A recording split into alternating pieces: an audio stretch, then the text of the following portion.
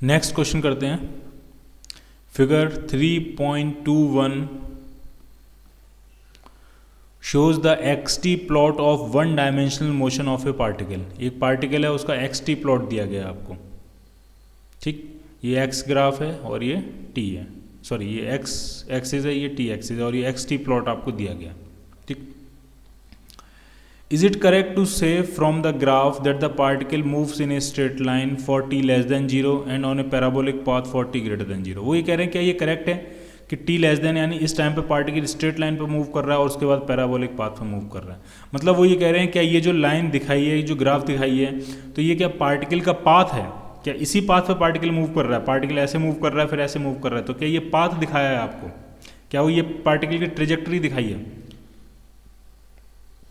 तो पहले तो आपको ये समझना है कि ये वन डायमेंशनल मोशन है। वन डायमेंशनल मोशन है तो डेफिनेटली वो वन डायमेंशन के अलोंग ही मूव कर रहा होगा, स्ट्रेट लाइन ही मूव कर रहा होगा, कर्व तो मूव करेगा नहीं क्योंकि ये वन डायमेंशनल मोशन है। दूसरा क्या, ये एक्स टी ग्राफ है, ये टी है, इधर टाइम है। ठीक है, जो मूवमेंट होगा वो एक्स के अलोंग हो रहा होगा। ठीक है, तो ये एक्स टी ग्राफ है, ये उसका पाथ नहीं है, उसकी ट्रेजेक्टरी नहीं है। अगर ट्रेजेक्टरी दिखानी है तो कोऑर्डिनेट एक्सिस पे दिखाएंगे एक्स वाई में। अगर ये एक्स मान लें, ये वाई मान लें, ये एक्स वाई कोऑर्डिनेट है, और अब अगर इसमें अगर कोई पार्टिकल मूव कर रहा है तो वो उसका पाथ होगा। ठीक, किस लोकेशन पे है, किस टाइम पे है, तो वो उसका पाथ होगा। अगर एक्स वाई ग्राफ है और ये टू डायमेंशनल है, टू डायमेंशनल मोशन है। ठीक है, अगर एक्स वाई जेड तीनों हैं आपके पास, इसमें सिर्फ रिप्रेजेंट किया जा सकता है, और अगर इसमें वो मूव कर रहा है 3D में तो ये इसका पाथ है। ठीक है, लेकिन ये टाइम एक्सिस है, ये वाई एक्सिस नहीं है, ये टाइम एक्सिस है, तो ये पाथ तो नहीं है इसका। और मोशन इसका कैसा है, वन डायमेंशनल मोशन है। वन डायमेंशनल में तो एक ही डायमेंशन के अलॉन्ग मूव करेगा ये, तो ये तो डेफिनेटली पाथ नहीं होगा। ये है क्या फिर? ठीक ढंग से समझना है आपको। तो अब देखो जरा, टी निगेटिव के लिए पार्टिकल का एक्स कोऑर्डिनेट जीरो है, ये एक्स है, ये है पोजीशन उसकी, ये एक्स कोऑर्डिनेट बताएगा कि पोजीशन कहाँ है, वो कैसे मूव कर रहा है। तो ढंग से देखना, टी लेस देन जीरो के लिए, टी इक्वल टू जीरो से पहले पहले पार्टिकल का एक्स कोऑर्डिनेट जीरो है। एक्स कोऑर्डिनेट जीरो का मतलब particle X equal to zero पे है, रखा हुआ है, और कहाँ है आपका, रेस्ट में है। कब? टी लेस देन जीरो के लिए। यहाँ से आपको उसके मूवमेंट का अंदाजा लगेगा। तो टी लेस देन जीरो के लिए एक्स कोऑर्डिनेट जीरो है और वो लगातार जीरो बना हुआ है, इसका मतलब पार्टिकल कहाँ है, रेस्ट पे है, और एक्स इक्वल टू जीरो पे वो रखा हुआ है।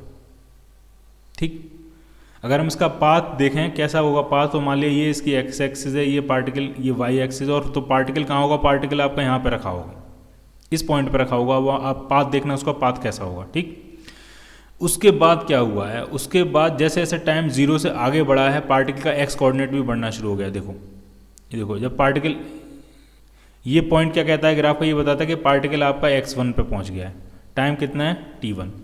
ये ग्राफ क्या कहता है कि पार्टिकल आपका आगे बढ़ के एक्स कोऑर्डिनेट पे आगे बढ़ के x2 पे पहुंच गया है, टाइम कितना हो गया है, t2। ये पॉइंट ये बताता है कि पार्टिकल आपका और आगे बढ़ के किस पॉइंट पे पहुंच गया, पॉइंट x3 पे पहुंच गया है, ये कोऑर्डिनेट क्या है, t3। इस तरह से पार्टिकल एक्स एक्सिस पर आगे की तरफ बढ़ रहा है टाइम के साथ, ये ग्राफ ये बता रहा है। तो अब पार्टिकल क्या होगा, पार्टिकल ने टी इक्वल टू जीरो के बाद मूव करना शुरू कर दिया होगा, वो एक्स एक्सिस के अलॉन्ग मूव करता जा रहा होगा। ठीक, एक्स एक्सिस के अलॉन्ग मूव करता जा रहा होगा। ठीक है, और कैसे मूव कर रहा है वो भी देखना है आपको।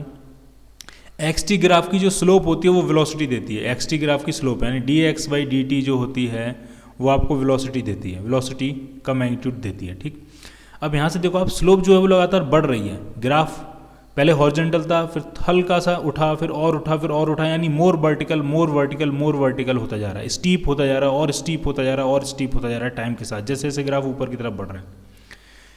ठीक, इसका मतलब उसकी वेलोसिटी बढ़ रही होगी। वेलोसिटी टाइम के साथ बढ़ने का मतलब मोशन कैसा है, मोशन एक्सेलरेटेड मोशन है, यानी उसको कुछ इस डायरेक्शन में क्या होगा, पार्टिकल के पास कुछ ना कुछ एक्सेलरेशन होगा और वो एक्सेलरेटेड तरीके से बढ़ रहा होगा, वेलोसिटी उसकी बढ़ रही होगी और बढ़ती जा रही होगी। ठीक, तो ये इसका मोशन होगा, ये मोशन नहीं है, ये तो सिर्फ क्या है, उसकी पोजीशन रिप्रेजेंट कर रहा है, किसके, विद रिस्पेक्ट टू टाइम। ठीक, अगर हम इसका एग्जाम्पल देखें तो एक्सेलरेटेड मोशन का कोई भी एग्जाम्पल हो सकता है। मान लिया अगर हम माने कि पार्टिकल रेस्ट में था इक्वल टू जीरो पे, और यहाँ से टी इक्वल टू जीरो पे ड्रॉप किया जा रहा है, और नीचे ये वाली डायरेक्शन हमने प्लस एक्स डायरेक्शन मानी है, तो पार्टिकल जब ड्रॉप किया जाएगा तो वो रेस्ट से चलना शुरू करेगा टी इक्वल टू जीरो से, और जैसे जैसे वो मूव करता जाएगा पॉजिटिव एक्स में, वो एक्सेलरेशन उसका कितना होगा, प्लस जी, तो एक्सेलरेटेड मोशन होगा। तो अब इसका ग्राफ कैसा बनेगा, ऐसा ही ग्राफ बनेगा।